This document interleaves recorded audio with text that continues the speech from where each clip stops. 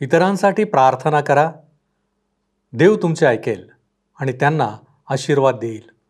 हे विसरू नका की जेव्हा तुम्ही सुरक्षित आणि आनंदित असता तेव्हा कोणीतरी तुमच्यासाठी प्रार्थना केलेली असते.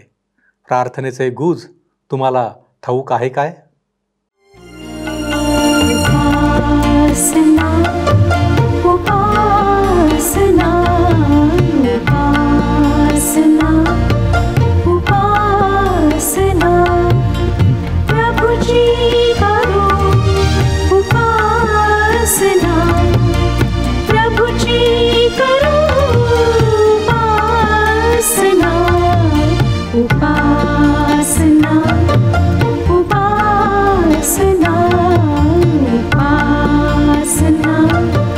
उपासना.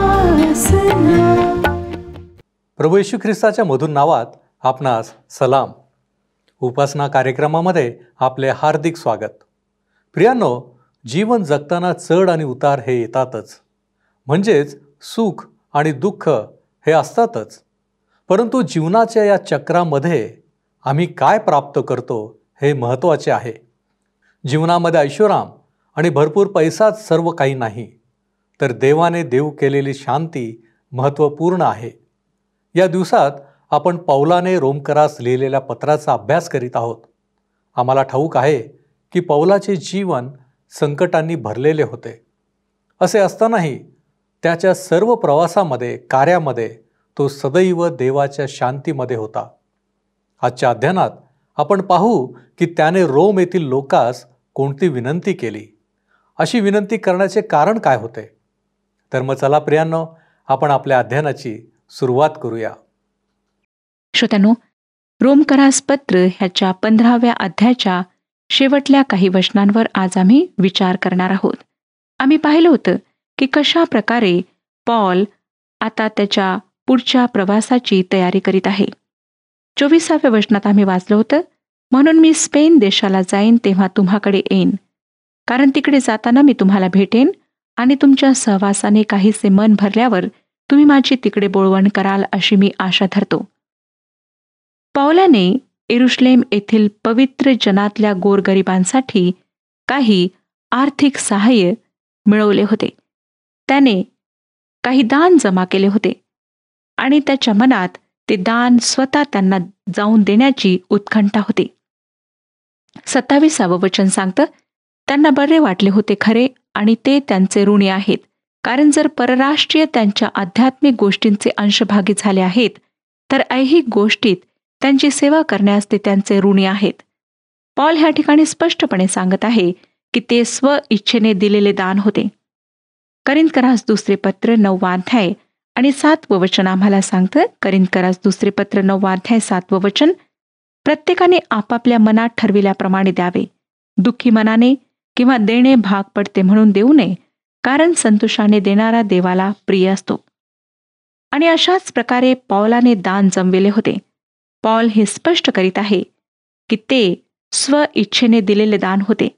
इतकेच केवळ नव्हे, तर तो जोर देऊन म्हणतो की नैतिकदृष्ट्याही ती त्यांची जबाबदारी आहे आणि त्यांच्यावर ते ऋण आहे जे त्यांना फेडायचे आहे. परराष्ट्रीयांना शुभवर्तमान इस्रायल राष्ट्राकडून मिळाले. आमचा प्रभू येशू योहान कृ शुभवर्तमान 4 अध्याय आणि 22व्या वचनात म्हणतो, योहान कृ शुभवर्तमान 4 अध्याय 22 वचन, तुम्हाला ठाऊक नाही अशांची उपासना तुम्ही करिता, आम्हाला ठाऊक आहे अशाची उपासना आम्ही करीतो, कारण यहुद्यातूनच तारण आहे.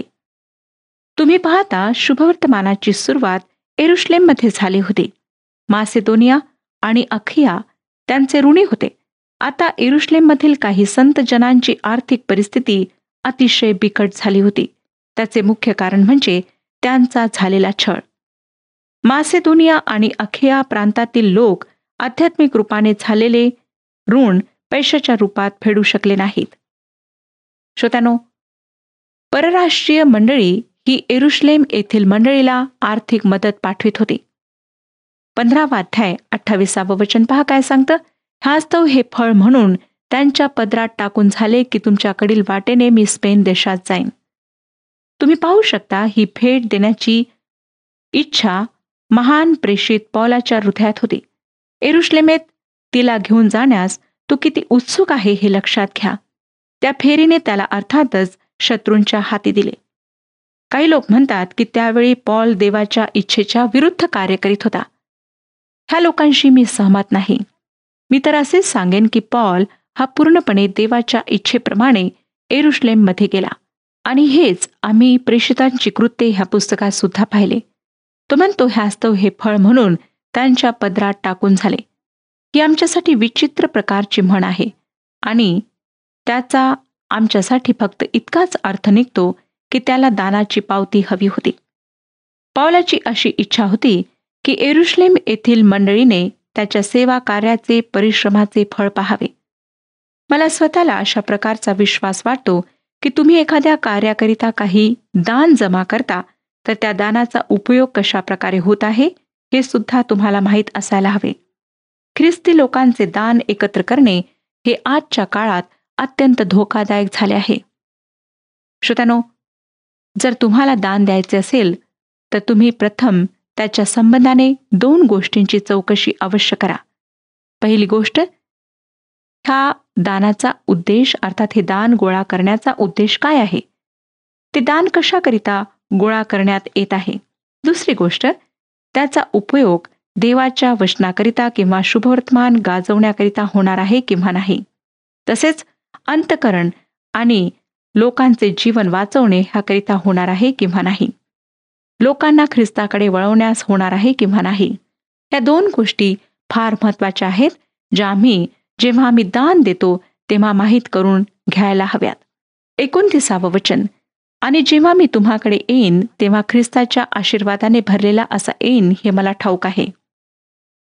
हा पौलाच्या समृद्धीपूर्ण रोम प्रवासावरील शिक्कामोर्तब आहे, कारण तो त्या ठिकाणी देवाच्या इच्छेप्रमाणे आणि प्रेषितीय अधिकारामुळे गेला. श्रोत्यानो, त्याला ह्या फेरीत स्वर्गीय अंतरंग जाणण्याची शक्ती प्राप्त झाली. पौलाचे येरुशलेमेत जाणे हे देवाच्या इच्छेविरुद्ध नव्हते आणि त्याचप्रमाणे त्याचे रोमला जाणे सुद्धा देवाच्या इच्छेविरुद्ध नव्हते. पौलाचा प्रवास हा सुखमय दिसत नाही, परंतु देवाने त्याच प्रकारे त्याचा उपयोग केला. देवाच्या लेकरांसाठी हे अत्यंत साहजिक आहे की जेव्हा संकटे येतात, सर्वत्र अंधकार पसरतो, तेव्हा ते असे म्हणतात की मी नक्कीच देवाच्या इच्छेविरुद्ध करीत आहे. माझ्या प्रिय श्रोत्यानो, आपणाला काय त्रास सहन करावा लागत आहे, छळ सहन करावा लागत आहे, आपल्या भावना दुखावल्या जात आहेत, ह्याचा अर्थ असा नाही की आपण देवाच्या इच्छेच्या विरुद्ध आहात. खरे पाहिले असता ह्याचा खरा अर्थ आहे की आपण पूर्णपणे देवाच्या इच्छेमध्ये आहात. जर आज आपण पूर्णपणे शांतीने राहता आणि आपल्या जीवनात काहीही घडून येत नाही, तर त्याचा अर्थ असा आहे की नक्कीच आपल्या जीवनात काहीतरी गडबड आहे. आपण देवाच्या इच्छेमध्ये नाही. रोमकरासपत्र 15 वचन, बंधुजन हो, आपल्या प्रभू येशू ख्रिस्तामुळे व आत्म्याच्याद्वारे निष्पन्न झालेल्या प्रेमामुळे मी तुम्हाला विनंती करीतो की माझ्यासाठी देवाजवळ माझ्याबरोबर आग्रहाने प्रार्थना करा. मी ह्या विषयाशी बऱ्याच दिवसापासून संलग्न आहे, कारण हा एक व्यक्तिगत विषय आहे आणि पॉल त्याचे अंतःकरण ह्या ठिकाणी मोकळे करीत आहे. दुसरे कारण आम्ही पाहतो की पहिल्या शतकामध्ये ख्रिस्ती लोकांचे कार्य कशा प्रकारे चालले होते. आम्ही ख्रिस्ती लोकांनी केलेले प्रत्यक्ष कार्य पाहत आहोत. रोमकरासपत्र ह्याच्या पहिल्या भागामध्ये पॉल आम्हाला सिद्धांतांविषयी सांगतो. आता पॉल त्या सिद्धांतांना प्रत्यक्ष कार्यात उपयोगात आणीत आहे. पवित्र शास्त्रात पौलाने प्रार्थनेकरिता केलेली ही एक शांत, कळकळीची आणि अत्यंत गंभीर अशी याचना आहे, विनंती आहे. पॉल म्हणतो, बंधुजन हो, आपल्या प्रभू येशू ख्रिस्तामुळे व आत्म्याच्याद्वारे निष्पन्न झालेल्या प्रेमामुळे मी तुम्हाला विनंती करीतो की माझ्यासाठी देवाजवळ माझ्याबरोबर आग्रहाने प्रार्थना करा. पौलाला हे कळले होते की तो संकटांचा सामना करीत आहे आणि त्याच्या सेवेतील ही आणीबाणीची वेळ आहे. त्याला माहीत होते की शत्रू अगदी तोंडाशी पोहोचलेला आहे. पौलाला भीती वाटण्यास कारण होते, कारण ज्या प्रकारच्या घटना घडत होत्या त्यावरून हे सिद्ध झाले की तो फार भयंकर अशा संकटात पडणार. तो फारच विलक्षण प्रकारे प्रार्थनेची विनंती ह्या लोकांजवळ करीत आहे. श्रोत्यानो, आमच्या प्रभू येशू ख्रिस्ताच्या द्वारे असे तो लिहित आहे. कारण पौलाला कळले, जे काही त्याच्या जीवनात घडणार होते ते सर्व येशू ख्रिस्ताद्वारे होणार होते. म्हणून रोम येथील विश्वासणाऱ्यांना स्वतःबरोबर प्रार्थना करण्यास तो आमंत्रण देत आहे. तो म्हणतो की आपण सर्वांनी येशू ख्रिस्ताद्वारे प्रार्थना करावी, कारण तोच आमचा महान मध्यस्थ आहे आणि त्याच्याचद्वारे तुम्ही देवाकडे माझ्यासाठी प्रार्थना करा. नंतर तो म्हणतो आत्म्याच्या द्वारे निष्पन्न होणाऱ्या प्रेमामुळे. पॉल ह्या ठिकाणी असं सांगत आहे की प्रेम हे पवित्र आत्म्याचे फळ आहे, जे सर्व विश्वासणाऱ्यांना एकत्र बांधते. श्रोत्यांनो, आम्हाला सुद्धा एकमेकांसाठी प्रार्थना करण्याची आवश्यकता आहे. जर आमच्या मनात एकमेकांविषयी प्रेम असेल, कळकळा असेल, जर आम्हाला एक दुसऱ्याचे ओझे असेल, तर आम्ही अवश्य प्रार्थना करू, कारण हेच आम्हाला शिकवण्यात आलेले आहे. तो म्हणतो की तुम्ही आग्रहाने प्रार्थना करा. हा शब्द आग्रहाने हा खरोखर वेगळ्या अर्थाने ह्या ठिकाणी वापरण्यात आला आहे. अर्थात पॉल म्हणतो की अगदी मनापासून मोठ्या ओझ्याने तुम्ही प्रार्थना करा. नंतर माझ्याकरिता प्रार्थना करा असे तो म्हणतो. तो आपल्या वैयक्तिक रक्षणासाठी प्रार्थना करण्यास सांगत आहे, जेणेकरून त्याने ख्रिस्ताच्या सुवार्तेच्या आशीर्वादाच्या पूर्णतेपर्यंत पोहोचावे. श्रोत्यानो, आम्हाला सुद्धा अशा प्रकारे प्रार्थना करण्याची गरज आहे. आम्ही लवकर लवकर प्रार्थना करू नये, तर मनापासून शांतपणे प्रार्थना केली पाहिजे. पौलाची तीव्र मानसिक वेदना आपल्याला येथे पाहायला मिळते. आत्म्याची चाललेली ओढाताण आपल्याला दिसून येते. तो सर्व काही देवाच्या हाती देण्याचा प्रयत्न करीत आहे आणि अशाच प्रकारच्या प्रार्थना आज आम्हाला आमच्या जीवनाकरिता आवश्यक आहेत. तुम्हाला आणि मला, ज्यांना प्रार्थना कशी करायची हे माहीत आहे, अशा लोकांची आवश्यकता आहे. 31 वचन पहा. ह्यासाठी की यहुदियात जे अवज्ञा करणारे आहेत त्यांच्यापासून माझी सुटका व्हावी. दुसऱ्या शब्दात ही पौलाची प्रार्थना एक कळकळीची विनंती आहे आणि ती दुपदरी आहे. श्रोत्यानो, पौलाचे जीवन अविश्वासू यहुदी लोकांमुळे आणि धार्मिक नेत्यांमुळे संकटात होते आणि पौलाला स्वतःला त्यापासून सुटका करून घ्यावायची होती. आणि दुसरी गोष्ट, यरुशलेम येथील मंडळीने कदाचित पौलाने परराष्ट्रीयांकडून आणलेल्या दानाचा स्वीकार करण्यास नकार दिला तर, परंतु पौलाची अशी इच्छा होती की यरुशलेम येथील मंडळीने त्या दानाचा स्वीकार करावा. दोन्ही विनंत्या ऐकण्यात आल्या. काही लोक असे म्हणतील, होय, तरीही पौलाला अटक करण्यात आली. हे अगदी बरोबर आहे. ताबडतोब त्याला रोमी लोकांच्या हाती देण्यात आलेले आहे आणि त्यामुळेच त्याला राजाच्या समोर उभे राहण्याची संधी मिळाली. शेवटी त्याला रोममध्ये कैसराच्या समोर सुद्धा उभे राहण्याची संधी मिळाली. अशा प्रकारे प्रेषित पौलाच्या जीवनात देवाची इच्छा पूर्ण झाल्याचे आपल्याला पाहायला मिळते.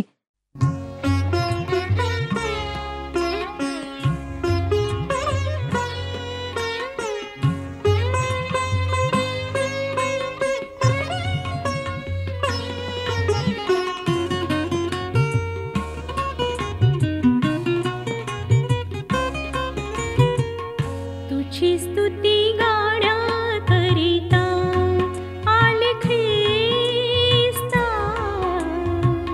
तुझी स्तुती गाण्याकरिता आले ख्रिस्ता, तुझी स्तुती गाण्याकरिता.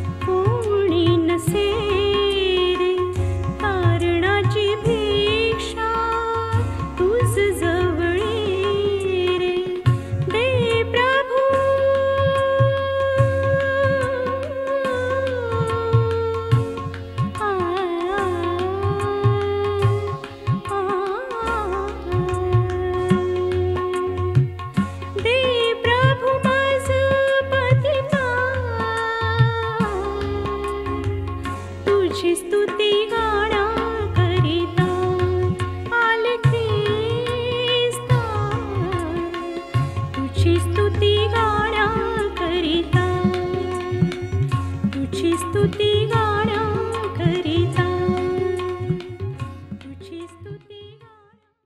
32 वचन. अशी की मी देवाच्या इच्छेने तुम्हाकडे आनंदाने येऊन तुम्हाबरोबर विश्रांती घ्यावी. श्रोत्यानो, ह्या ठिकाणी पौलाच्या प्रार्थना विनंतीचा शेवट झाल्याचे आम्हाला दिसून येते. प्रार्थना ऐकण्यात आल्या आणि त्या प्रार्थनाची उत्तरे मिळाली. पौलावर दया करण्यात आली. यरुशलेम येथील मंडळीने पौलाने दिलेल्या भेटीचा स्वीकार केला आणि आनंदाने तो रोमला आला.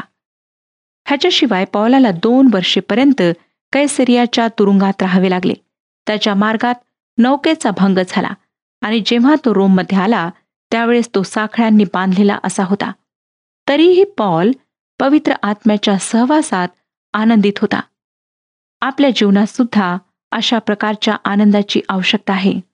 परंतु श्रोत्यानो, पुष्कळदा काय होतं की संकटे येताच, आजार येताच आम्ही इतके निराश होऊन जातो की आम्ही विसरून जातो की आम्हाला प्रभूमध्ये सदा आनंदित राहायचे आहे. आम्हाला सदा धन्यवाद द्यायचा आहे, आभार मानायचे आहेत. आमच्यामध्ये आर्थिक तणाव निर्माण होताच आम्ही कुरकुर करू लागतो, वाटेल तसे वागू लागतो, प्रार्थना करणे सोडून देतो, परमेश्वराचे वचन आम्ही वाचत नाही. अशा प्रकारची प्रवृत्ती आमच्यामध्ये येते. परंतु पौलाच्या जीवनावरून आम्हाला दिसतं की त्याला तुरुंगात टाकण्यात आले, त्याच्या नौकेचा भंग झाला, त्याला मारण्यात आले, त्याचा छळ करण्यात आला, तरी ख्रिस्तावरील त्याचे प्रेम कमी झाले नाही. पौलाला रोममध्ये विश्रांती आणि उत्साह मिळाला काय? बरे, उत्तर हे जरा विवादात्मक आहे. पौलाला ह्या सर्व गोष्टी रोममध्ये विपुल प्रमाणात मिळाल्या. ह्या सर्व गोष्टी त्याला रोम आणि स्पेन ह्या देशात विपुल प्रमाणात मिळाल्या. शेवटच्या काळात त्याने विश्वासातला पुत्र तिमथी ह्याला लिहिलेल्या पत्रामध्ये असे लिहिले. तिमथ्याला 2 पत्र 4 अध्याय 6 ते 8 वचने. तो लिहितो, कारण आता माझे अर्पण होत आहे आणि माझा प्रयाण काळ जवळ आला आहे.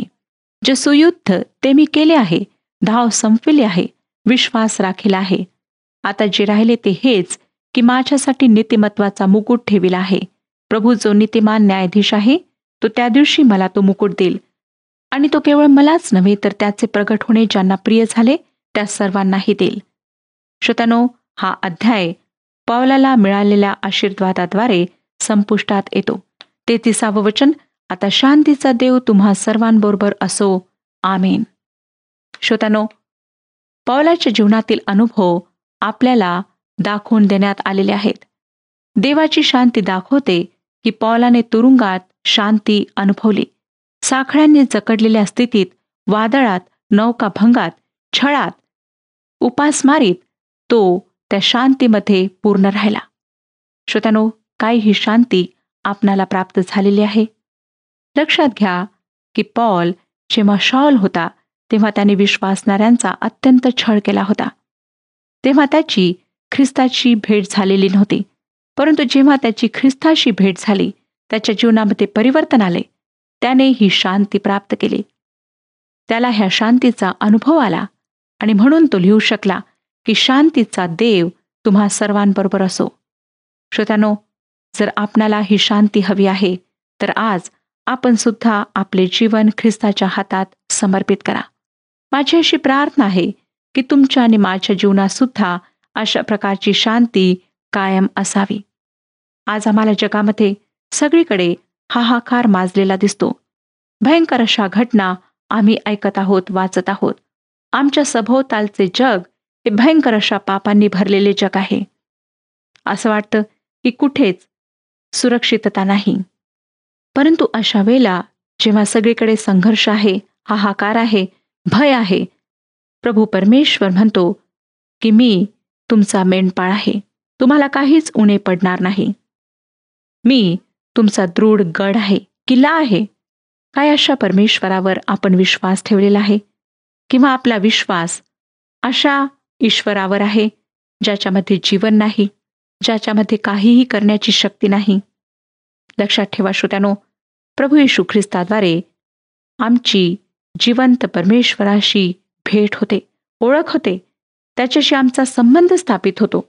हा संबंध स्थापित करण्याकरिताच प्रभू येशू ख्रिस्ताने ह्या जगामध्ये येऊन वधस्तंभावर आपला प्राण दिला. त्या पवित्र रक्तातच पापी मानवाची सर्व पापे धुतल्या जातात. त्या भयंकर अशा पापांपासून आम्हाला सुटका मिळते, मुक्ती मिळते. आमची सर्व पापे धुतल्या जाऊन आम्हाला पापांची क्षमा प्राप्त होते.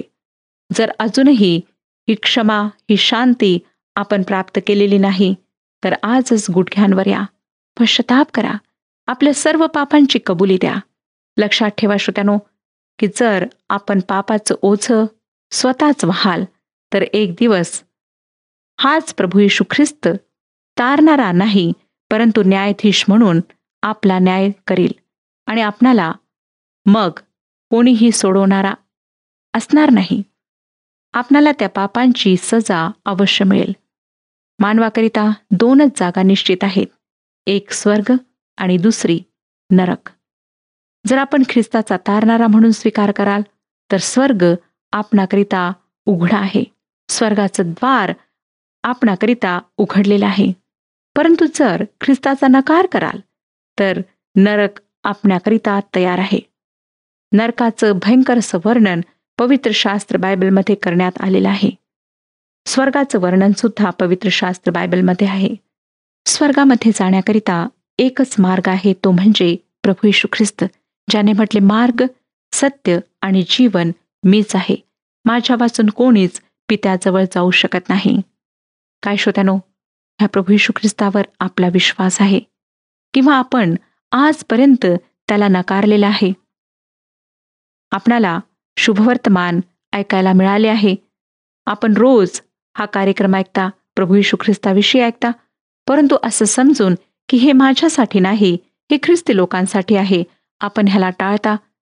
तर आज परमेश्वर आपणाला सावध करीत आहे.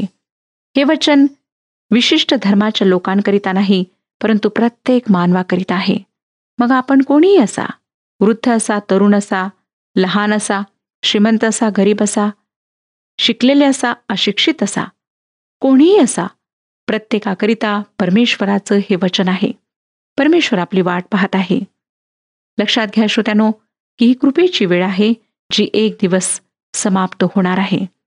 जेव्हा आज संधी आहे, तेव्हा आपल्या पापांबद्दल पश्चाताप करा आणि ख्रिस्ताला आपला तारणारा म्हणून स्वीकारा. होऊ शकतं श्रोत्यानो, की आपल्या काही आध्यात्मिक समस्या आहेत आणि अजूनही त्या बाबतीत मार्गदर्शन करणारा आपणाला कोणीच मिळाला नाही. परमेश्वराच्या वचनातून आपणाला मार्गदर्शन प्राप्त होईल. परमेश्वराचा पवित्र आत्मा आमचा मार्गदर्शक आहे. हे वचन वाचत असताना तोच आपली मदत करतो की आपणाला वचन समजावे आणि ते वचन समजल्यानंतर त्या प्रकारे जीवन जगावे. म्हणून श्रोत्यानो, इकडे तिकडे पाहू नका, मदतीसाठी कोणाकडे धावू नका, तर परमेश्वराचं वचन वाचा. ह्या वचनाच्या द्वारेच परमेश्वर प्रत्येकाशी बोलतो. ह्या वचनाच्या प्रकाशात आपणाला दिसेल की आपण कुठे आहात, कोणत्या परिस्थितीत आहात, आपणाला कुठे सुधारण्याची गरज आहे. श्रोत्यानो, ह्या जगामध्ये अनेक आकर्षणे आहेत. सैतानाची हीच इच्छा असते की प्रत्येक मानवाने ह्या सर्व गोष्टींकडे आकर्षित होऊन देवापासून दूर राहावे.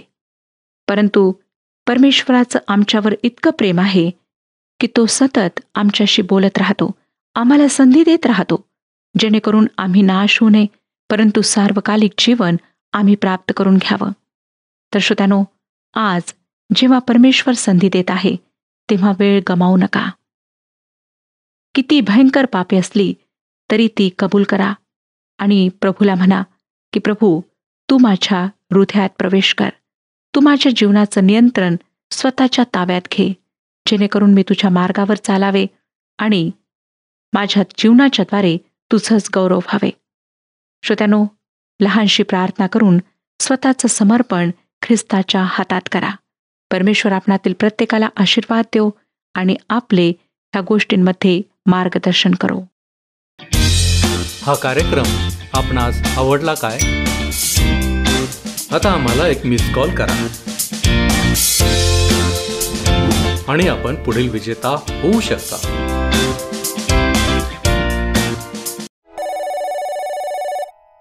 प्रियांनो, पुढे काय होणार आहे याची पावलाला पूर्णपणे खात्री होती, परंतु आयुष्यातील संकटांना तो कधीच घाबरला नव्हता. येणाऱ्या संकटाला खंबीरपणे तोंड देण्यासाठी त्याने विनंती केली होती की अवज्ञा करणाऱ्यांपासून त्याची सुटका व्हावी म्हणून प्रार्थना करा. प्रियांनो, एकमेकांसाठी प्रार्थना करणे, आर्थिक दुर्बलांना सहाय्य करणे या उत्तम गोष्टी आहेत, ज्या आम्हीही करणे आवश्यक आहे. काय आपण यासाठी तयार आहात? काय देवाची शांती आमच्यामध्ये आहे? आपण प्रार्थना करू. प्रभूजी, आम्ही तुझी लेकरं या नात्याने तुझ्या चरणांपाशी आलेलो आहोत. आणि प्रभू परमेश्वर देवप्पा, आमचं जीवन तुझ्या दृष्टिकोनातून किती मौल्यवान आहे हे आम्हाला समजून आलेलं आहे.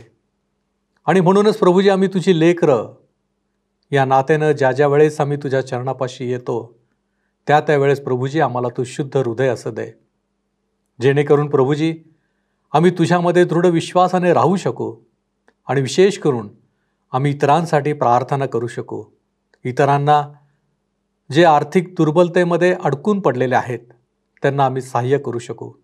होय प्रभूजी, अशा रीतीचं अंतःकरण तू आम्हाला दे की जेणेकरून प्रभू परमेश्वरा तुझ्या वचनाप्रमाणे आम्हाला करण्यास सहाय्य होऊ शकेल. आमची खात्री आहे जेव्हा तू आमच्याबरोबर आहेस त्यावेळेस आम्ही केलेल्या प्रार्थना तू ऐकतोस, आम्हाला आशीर्वादित करतोस. आणि म्हणूनच तुझ्या नावाला धन्यवाद देत असताना या विनंत्या, या मागण्या येशू ख्रिस्त आमचा प्रभू याच्याद्वारे करतो म्हणून तू ऐक. आमेन. शांतीचा देव तुम्हा सर्वांबरोबर असो.